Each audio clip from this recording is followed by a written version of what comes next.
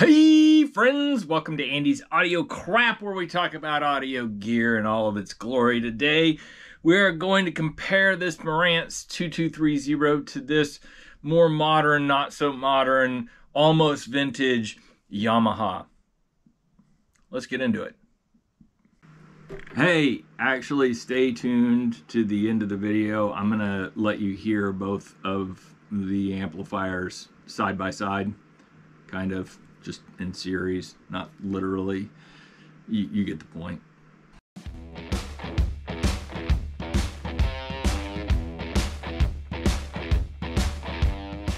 I am Marantz. I am the contender. I will win. Da, da, da. Oh. Hey, if you've already watched the Marantz portion of this series of videos, just skip ahead to like 7 minutes or so. Hopefully you're already familiar with Marantz. They have a long legacy of creating some of the most sought after, most desirable receivers and amplifiers. This in particular is a 2230. The 2230, they sold I don't know how many hundreds of thousands of these, but they used to be a dime a dozen. You could go out on any alley and find 2 or 3 of them. I'm being a little sarcastic, but 10 years ago these were next to worthless. Now these are just going through the roof. So why? Well, they sound absolutely killer good. In my pursuit to find something that can substitute in for this, I'm going to be looking at several different categories. This is my receiver stereo amp score sheet, and every amp that I compare to the Marantz is going to get a score sheet. The Marantz got a score sheet, and what we're going to look at on the score sheet is listening crap, input output rating crap, and value add crap.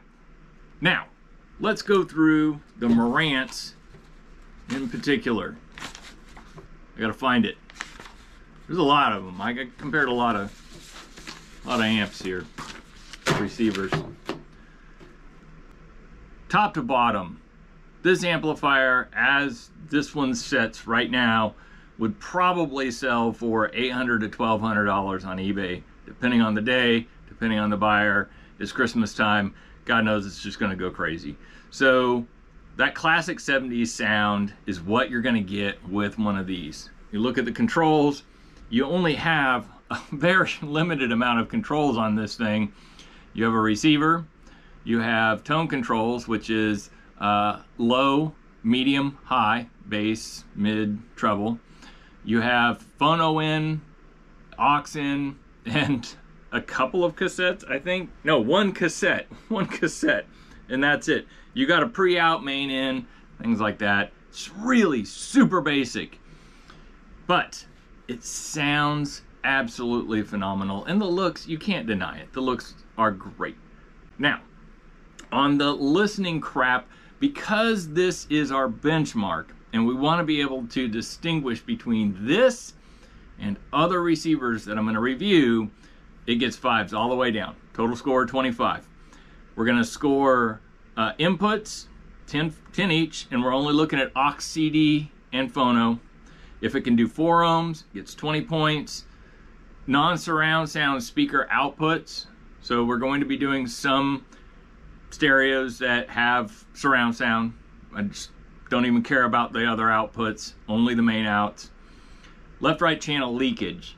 This one's a little bit of an odd duck, but it's pretty easy to test. You unplug one channel from the input, unplug the speaker from the opposite, and or no, you plug in, oh no, wait, I got that wrong. You unplug one of the inputs, unplug the same speaker, no, the other one. Anyways, it's some mix of that, and if you can hear audio coming through, there's leakage. And what we're gonna do is we're gonna put the Marantz at a -10, which is the middle. Separation and stage, kind of a byproduct of a lot of things. Dynamic range, leakage, just general ability of the stereo to, you know, replicate stereo sound. We're gonna again put Marantz right in the middle. It's gonna be a 10. So Marantz got a total input output or input total output thing. This Krapp score right here, it's got a 60. And then the value add Krapp is stuff like serviceability, which this one, we're gonna put it at the max. We're gonna say this is the max of serviceability. Everything from there on out is just going downhill, right? If you can match the serviceability of this, actually, you know, just gonna use my own experience here. This thing is ridiculously serviceable. Build quality, we're gonna put this right in the middle. We're gonna say, hey, this is middle tier, and you're gonna see on some of these amps that they just went to the hilt to outdo themselves on things that you'll never ever see unless you're working on them. And then value, price. Now, the Marantz is gonna be lower on this scale, right? It's very expensive for what it is, for how many watts you're getting, and well, you'll see as you watch these videos, you'll see the faceplate option and just general attractiveness. Marantz, I put it at a 40 on both. There are better ones out there, and I'm looking at one of them right now. Hopefully you subscribe, because this is going to be a series. I don't know how long it's going to go on. I just keep finding stuff and buying it to review against the Marantz, and I found a couple so far that absolutely, it's debatable. I'm gonna really upset some Marantz fanboys. All right, let's look at what we're comparing to in this video. This, my friends, is a Yamaha 992, I think a DSP-R992. You can look at the description, you'll get the point. This is very high-end, top-end before you got into Yamaha's boutique brands. Now, these are a screaming good deal right now. I picked this one up for 120 bucks shipped. So, not that much money at all for a stereo amplifier receiver, whatever, of this caliber. This thing has every feature under the sun, including, which is critical for this comparison, phono. It has phono stage in. One of the last to actually have phono stage in. Does use S-Video, so on the back here that I'm looking at, there's like that whole battery of S-Video, where nowadays you don't have S-Video anymore. You have the HDMI. So this thing absolutely rocks it. It sounds beautiful. On the sheet, I'm going to show you here, the Rocketman, it was incredibly good. It was better than the Marantz. I went ahead, and usually what I do is I do the entire set list of songs and then switch amps. On this one, after listening to them back to back, I was like, the whole set, I was like, man, I'm gonna have to actually listen to song versus song and just flip back and forth. And it does. Rocketman on this Yamaha sounds better. And I'm sorry, the range on this thing is just incredible. It is so good. The Mama Said is a really difficult song to play. A lot of the amplifiers, receivers that I've reviewed in doing these videos or prepping up for these videos, they just couldn't kick that song. That song is really hard to do, especially on the La Scalas, because the La Scalas just don't naturally have a lot of bass. So you have to really have a strong dynamic range to play that song. This thing absolutely kicked its tail. That song sounded incredible. Like it was just absolute night and day difference between this and the Marantz. Take 5, it sounded very similar to the Marantz. The Take 5 is a very mid range song. It doesn't have a whole lot of bass. It doesn't have a whole lot of treble. It doesn't go real high. It doesn't go real low, basically. And because of that, most stereos can play it really, really well.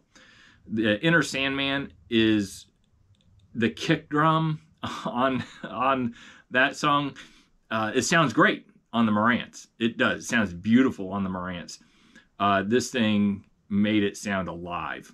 It was so much different. Guitars and Cadillacs, this surprisingly, because it does have really good dynamic range, really good, it just didn't, I don't even know what to say. I was disappointed because I was expecting, after listening to the first four, that, man, Guitars and Cadillacs is going to sound really good. It didn't. I switched back and forth between this and the Marantz, and they sounded almost the same. So while the Marantz is sitting at 5s all the way down, that gives me the ability to kind of say, does this Yamaha sound better or worse? It was the same or better in all cases. Again, my listening environment, yours might be different, especially if you're listening on vintage speakers. This may not translate very well into vintage speakers. Mine is a set of 1980s La Scalas, but it's all new internals, new speakers, new crossover, all of that. So the input-output rating crap, essentially there is left-right channel leakage in this amplifier. It's not really super pronounced. It's definitely less than the Marantz. The separation in stage as a result is pretty good. It's not like it doesn't surround you like some of the other amps that we're gonna review here. Serviceability on this thing, I put it at a 20. There are some things in this receiver that you're just not going to be able to service. But that being said, the amplifiers in here are completely serviceable. I looked up the parts. I looked up replacement boards if you just want to buy the whole darn board. It's all out there. It's all available. Plus, at $120 a kick, shipped, just throw it away and buy a new one at that price, right?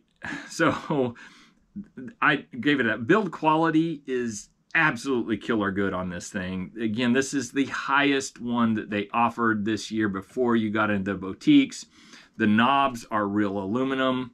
The faceplate is aluminum. Let me look at this just to jog my memory. Okay, no, just a second. All right, I'm wrong on that. These are plastic. Some of the others are aluminum. The front is aluminum. So they did cheap out on that part there. Price and value, because of the price, 120 bucks, and the sound, it's hands down like a better deal than the Marantz. It's just, that's the way it is. If you could buy about 10 of these, definitely 6 of these, for the same price, you could buy one Marantz. I really feel like these, and there's some others over here, particularly some Denons and some Techniques, and what else do I have over here? Another Yamaha. They are future desirable units. I feel like this one will be probably one of those. Here in about 10 years, people are going to be like asking way more for these. They'll become more rare. More of them are going to end up in the junkyard and such. And anyways, you get the point. Visually attractive, it's not. It's just, it doesn't have the same look.